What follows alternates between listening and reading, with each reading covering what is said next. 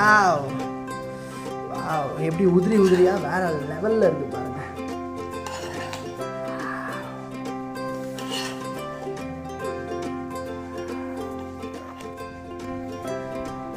Hey, what's up guys? Welcome to Super Samayal. எப்படி கஷ்டமான விஷயத்தெல்லாம் ஈஸியாக சமைக்கிறது நாங்கள் சொல்லி தர போகிறோம். Come on, welcome to Samayal. இன்னைக்கு நம்ம பார்க்க போகிறது chicken, very chicken them biryani. Wow, come on. தேவையான பொருட்கள் வெங்காயம், அப்புறம் சிக்கன், பிரிஞ்சலை, பட்டை, லவங்கம் எல்லாமே, அப்புறம் இஞ்சி பூண்டு பேஸ்ட், அப்புறமா உப்பு, அரிசி ஊற வச்சது. இப்போ பிரியாணிக்கான மசாலா நல்லா பச்சை மிளகா, சோம்பு, இஞ்சி பூண்டு, கொத்தமல்லி, அப்புறம் புதினா, அப்புறமா மசாலா, அப்புறம் தக்காளி. கம் ஆன், வீடியோக்குள்ள போலாம். Come on. பிரியாணி மசாலாக்கான தேவையான பொருட்கள், இது ரொம்பவே சீக்ரெட்டான ரெசிபி. இதை போட்டால் பிரியாணி வேற லெவலில் இருக்கும். Come on. இப்போ புதினா, பச்சை மிளகா, சோம்பு, அப்புறம் இதெல்லாம் கொத்தமல்லி, இதெல்லாம் எடுத்து நம்ம மிக்சியில் இப்போ போட போகிறோம். இப்போ எல்லா மசாலாவும் போட்டுட்டோம். நம்ம அந்த பொருட்கள்லாம் போட்டு இப்போ நம்ம பயங்கரமாக அரைக்க போகிறோம். நல்லா மையாக அரைச்சிக்கணும்.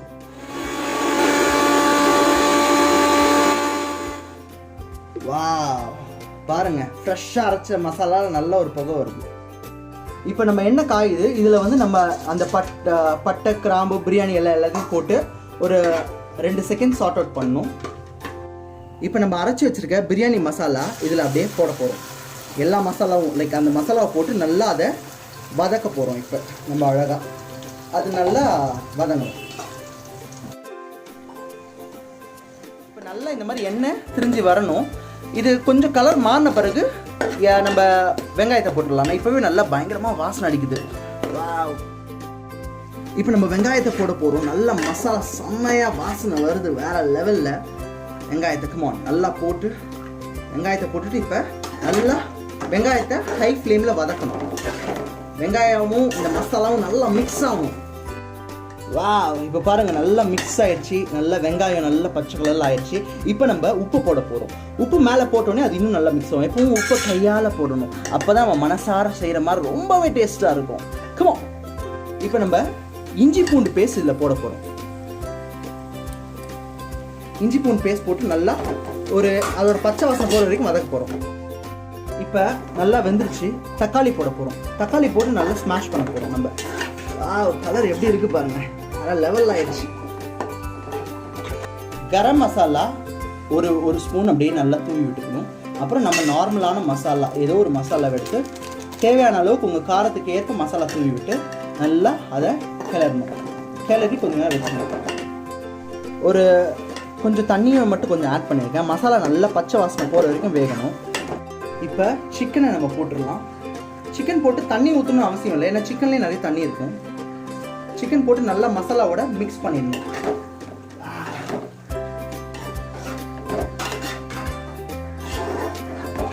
எப்படி மிக்ஸ் ஆகிடுச்சு பாருங்கள்.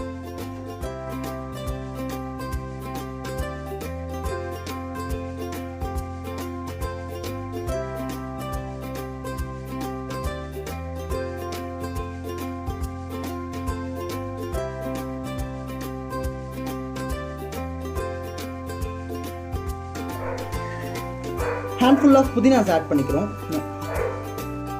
வாவ், பிரியாணி மசாலா ரெடி ஆயிடுச்சு. இப்போ இதுக்கு ஏதோ தண்ணி ஊற்றணும்.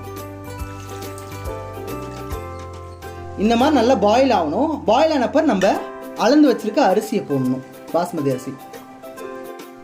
அரிசி வந்து இந்த 1 கப்புக்கு நான் எடுத்தேன். அரிசி 1 கப்புக்கு 1/4 கப்பு நம்ம தண்ணி எடுக்கணும். 1.25 டம்ளர் எடுக்கணும் 1 கப்பு அரிசிக்கு.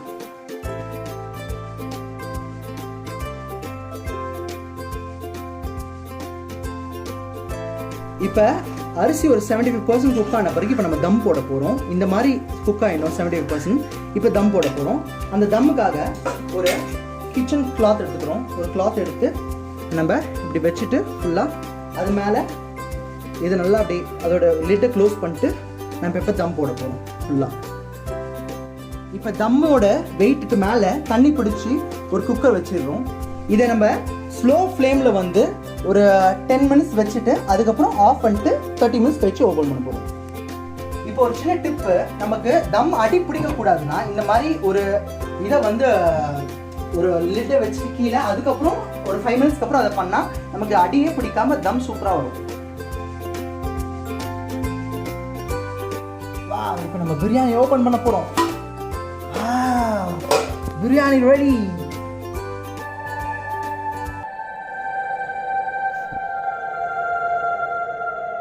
ஹலோ கைஸ், இப்போ நான் பிரியாணி சாப்பிட்டேன், சூப்பராக இருந்தது. நான் அந்த பிரியாணிலேருந்து 2 பார்சல் கட்டியிருக்கேன். இது எதுக்கு நான் ஏழைங்களுக்கு கொடுக்க போகிறேன். என்னால் முடிஞ்ச எங்கள் சேனல் சார்பாக நாங்கள் செய்கிற எல்லா சாப்பாடும் 2 ஏழைங்களுக்கு கொடுக்க போகிறோம். அதே போல் நீங்களும் உங்கள் வீட்டில் டெய்லி செய்கிற சாப்பாடை 2 ஏழைங்களுக்கு நீங்கள் கொடுத்தீங்கன்னா இந்த நாட்டில், நம்ம இந்திய நாட்டில் பசின்ற ஒரு நோயே இருக்காது. எல்லாரும் சந்தோஷமாக இருப்பாங்க. ஸோ நீங்கள் செய்கிற சாப்பாடை கொடுத்து எல்லாரும் சந்தோஷமாக.